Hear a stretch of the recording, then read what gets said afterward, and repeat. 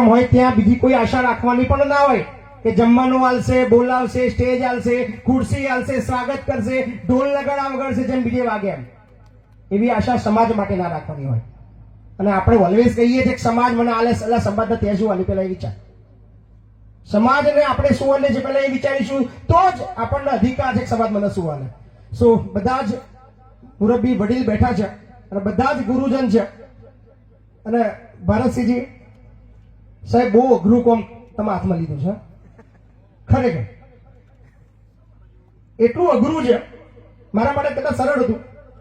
કારણ કે જ્યારે આવું કામ લઈએ, એક સેના હોય અહીંયા આગળ સૈનિકો ઓછા ને સેનાપતિ વધારે છે. મારી વાતનો મર્મ સમજજો. ખૂબ અઘરું છે કે જ્યારે જ્યાં ઝાઝા સેનાપતિ હોય ત્યાં વહીવટ કરવો ખૂબ અઘરો છે. એટલે હું બધાના સૈનિક તરીકે વિનવું છું કે બધા એઝ અ સૈનિક તરીકે કામ કરજો. કોઈ સેનાપતિ છે, કોઈ મારાથી આગળ છે એવું ના વિચારશો, કારણ કે આ સમાજનું કામ છે. મારી કોઈ શક્તિ નથી કે તમને બધાને સલાહ સૂચન આપી શકું, પણ જે ફેસ કર્યું છે, મેં જે વિચાર્યું છે ને ઘણી બધી સંસ્થાઓ આગળ વધી નથી શકી એની પાછળના મેં જે તારણો કાઢ્યા છે એની અંદર એક જ વસ્તુ છે કે જ્યાં વહીવટ કરવા વાળાની સંખ્યા વધારે હોય એ સંસ્થા લાંબુ ચાલે નહીં, એવું મેં તારણ કાઢ્યું છે. સો બધા સમાજના ભાઈઓ છે એટલે બધાને દિલથી અપીલ કરું છું, કોઈ આગળ છે, કોઈ પાછળ છે, કોઈ પ્રમુખ છે, કોઈ મેન વ્યક્તિ છે, આજ સર્વોપરી છે, એ બધું મગજમાંથી કાઢી નાખજો. ભવિષ્યમાં આપણા છોકરાઓ અહીંયા રહેવાના છે, આપણા છોકરા અહીંયા ભણવાના છે, એમાંથી જ આપણો સમાજ આગળ જવાનો છે. આ મગજમાં નાખજો તો જ કદાચ ભારતસિંહજી તમે જેના માટે મહેનત કરી રહ્યા છો થશે. નહીતર દરબારો વચ્ચે બધા દરબારોને વહીવટ કરો ને બહુ અઘરો છે.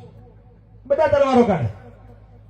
એટલે ખાસ આ અપીલ છે કે બધા સૈનિક તરીકે કામ કરજો, બધાની ફરજ સમજીને કામ કરજો.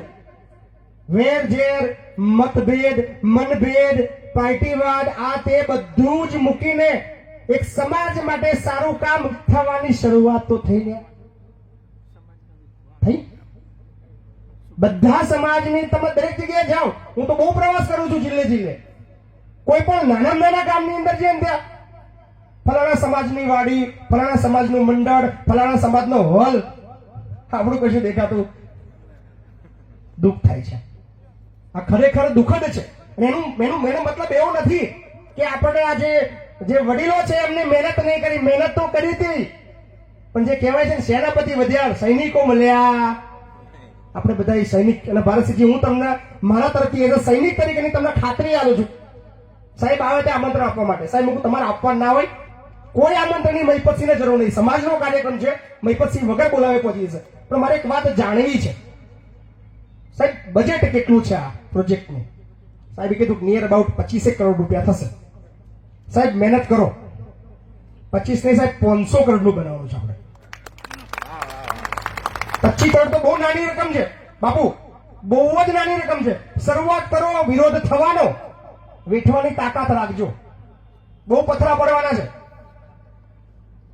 રોજ પથરા પડશે, રોજ વાર્તાઓ થશે. ભારતસિંહ પૈસા ખાઈ ગયા, કોઈને બોલે જ્યારે હું મહિપતસિંહ બોલું છું, પણ કોઈ ફરક પડવો જોઈએ નહીં.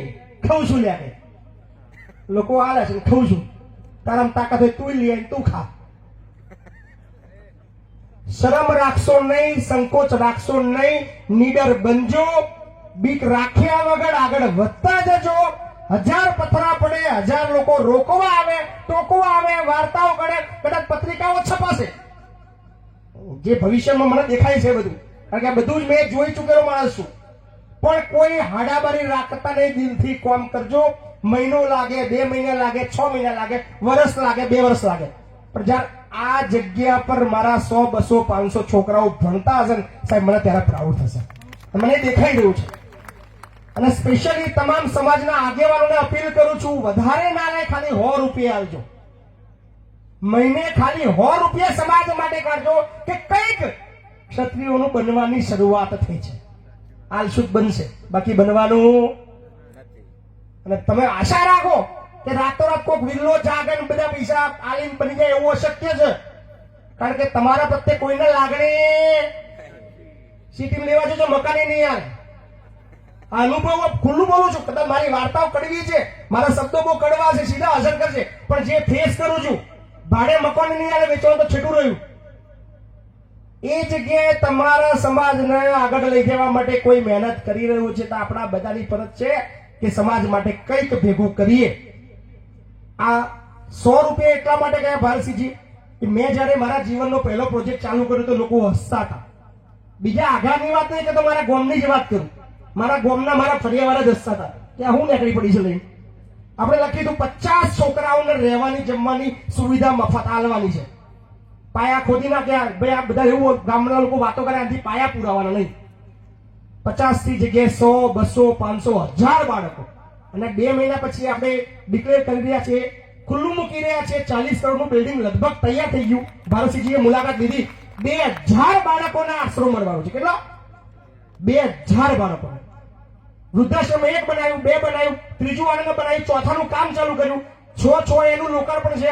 વૃદ્ધોની સંખ્યા પણ 2,500 થવાની. એટલે ભારત નહીં, આખા વર્લ્ડની સૌથી મોટી સંખ્યા ધરાવતી સંસ્થા મહિપતસિંહ ફાઉન્ડેશન જૂન મહિનાની અંદર થવાનું છે. એમાં મહિપતસિંહનો 1 રૂપિયો નહીં, ખાલી વહીવટદાર છે. મહિપતસિંહને લોકો કહેતા હતા મહિપતસિંહ પૈસા ખાઈ જાય છે. સાહેબ, સેજે બીક રાખશો નહીં, નીડર બનીને કામ કરજો. તમે તમારે મહેનત કરો. એવું લાગે 25 કરોડમાંથી 20 કરોડ ઘટ્યા, મહિપતસિંહ યાદ કરજો. એવી કોઈ જાહેરાત નહીં કરતો કે હું આવવાનો છું. આપણે જો કશું છે, પણ મારા ભાઈબંધ વતી હું જાહેરાત કરી દઉં કે મારો ભાઈબંધ જે આવ્યો છે એ બહુમણ છે, પણ એના વતી 1,11,111 રૂપિયા બાપુ આપણી સંસ્થાની અંદર બહુમણ તરફથી મળવાના છે. પ્રશાંતભાઈ ઠાકર તરફથી જોરદાર તાળી પાડો. કટલાનું ઘરેણું છે.